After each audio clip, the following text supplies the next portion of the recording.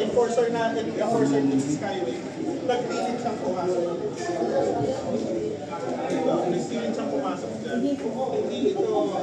Ano nga nasa? Ano exit po yan? Kesa namin ko. Kasi dyan naman sa Quezon Avenue, talagang traffic pila talaga kayo. Minsan 500 meters bago mag-exit pila. Hindi naman pa siya doon eh. Tingnan nyo naman, ito na ang sarap ng enforcer. Eh talagang reckless ito. Lalo na kung tayo ay road safety advocate. Hindi magandang example ito. Hindi kami naman dito para sa natin o talaga tinignan na Hindi kasi tinikipan to, reckless to eh. Pag sa warningan, nag-cross siya dito, nag-silid siya.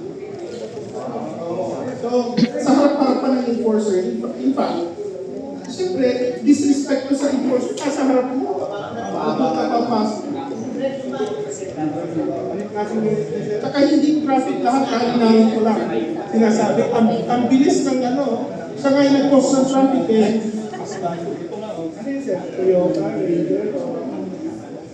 Parang pick up na ano. Pick up. Parang pick up eh kasi bukas mo.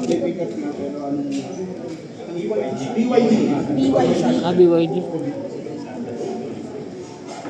O nga naman ano, lagi sa mga enforcer sa sabi yung respectful naman ba ng Respectful naman. In fairness naman dun sa bata, respectful naman.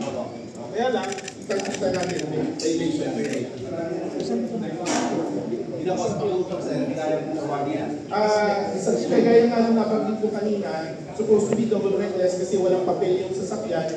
Tapos, pumasok ka dito, mabait pa nga yung enforcer eh. Kasi yun lang ang chinarge niya. Isa lang yung chinarge. Ito yung ticket niya.